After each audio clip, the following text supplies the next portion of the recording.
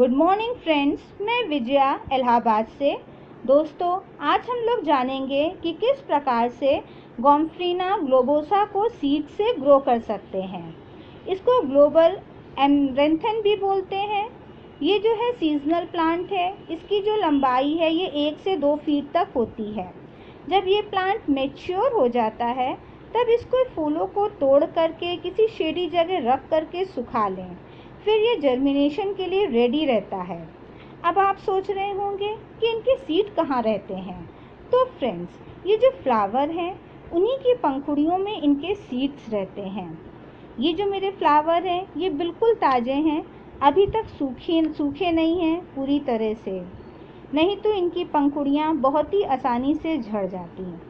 Friends, एक बात ध्यान रखिएगा कि हमने कहा है मैच्योर प्लांट, यानी कि जब प्लांट लगातार 1-1.5 महीने फ्लावरिंग करता रहे उसके बाद उसके फूल जो हैं सीड के लिए तोड़ करके इकट्ठे किए जाते हैं। हम जो है इसको इस मिट्टी में लगा रहे हैं। ये मिट्टी पुरानी है, इसमें हमने पहले कोई दूसरा प्लांट लगाया था इस मिट्टी में। जब भी कोई बीज बोएं तो मिट्टी पुराने गमले से ही लें, यानी कि उस मिट्टी में पहले भी कोई प्लांट ग्रो हो चुका हो। ये जो प्लांट है ये हम नर्सरी से लेकर के आए हैं।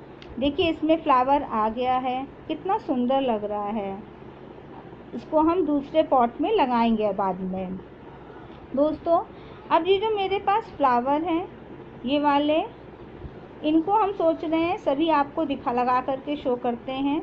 इन सबको जो है इसको हाथ से मसल लीजिए और सारी इसकी पंखुड़ियाँ अलग कर लीजिए।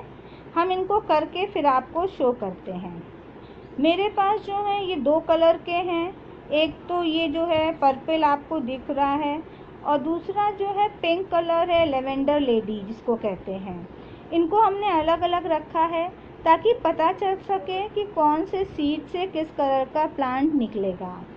दोस्तों, इस सॉइल में हमने पानी जो है थोड़ा ज़्यादा डाल दिया है क्योंकि जून का महीना है, बहुत गर्मी पड़ रही है।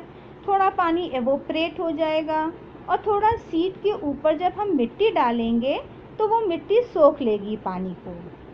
सीड जो है हमेशा ज़रूरत से ज़्यादा डालें क्योंकि सारे सीड जर्मिनेट नहीं होते हैं, केवल इनमें से कुछ ही प्लांट बनेंगे। अब हम इनके ऊपर सॉइल की आधा सेंटीमीटर की लेयर डाल देते हैं। फ्रेंड्स, हमने जो बीच में ये स्टिक डाल रखी है वो इसलिए ताकि पता चल सके अलग अलग कलर्स के प्लांट का। आप इसको अलग अलग पॉट में भी लगा सकते हैं। हमने अपनी सुविधा के हिसाब से काम किया है। इसके बाद इस ट्रे को जो है हम शेडी एरिया में रख देंगे। इसमें डेट लिख करके डाल दे रहे हैं ताकि पता चल सके जर्मिनेशन कितने दिन में हुआ है। वैसे 10-15 दिन लग जाते हैं जर्मिनेशन के लिए।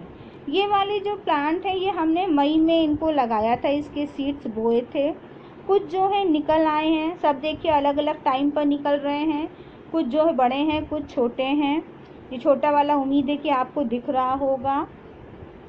ये जो कहाँ से हमने मिले हैं, ये जो गॉम्फ्रीना के फूलों की माला होती है जो दिवाली में भगवान जी को चढ़ाई जाती है, कुछ दिन उनके गले में ये माला पड़ी रहती है, पड़े पड़े वो सूख जाती है, तब हम उनको उतार करके किसी छायादार जगह पर रख लेते हैं।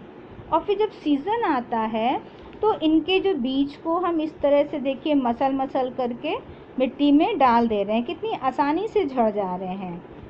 और इनके ऊपर जो है थोड़ी सी मिट्टी एक्स्ट्रा डाल देंगे ताकि ये दब जाए इसमें। और अब पानी कैसे देंगे ये देखिए।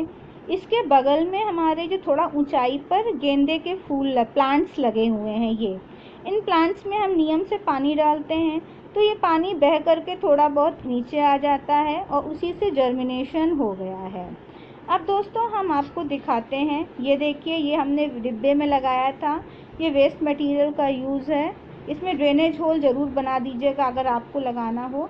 दोस्तों, इन प्लांट्स को हम लोग 15 फरवरी के बाद भी ग्रो कर सकते हैं। प्लांट तो निकल आते हैं लेकिन उसमें फ्लावर्स हमारी सिटी के हिसाब से नहीं आते हैं। ये इसी समय फ्लावरिंग होती है और इस समय लगाने से फ़ायदा ये रहता है कि अक्टूबर तक चलते हैं। तब हम उनके जो है सीड्स उसी समय फिर बाद में तोड़ करके जो मैच्योर प्लांट होते हैं रख लेते हैं। कल फिर हम नई इन्फॉर्मेशन से आपसे मिलेंगे। नमस्कार, धन्यवाद।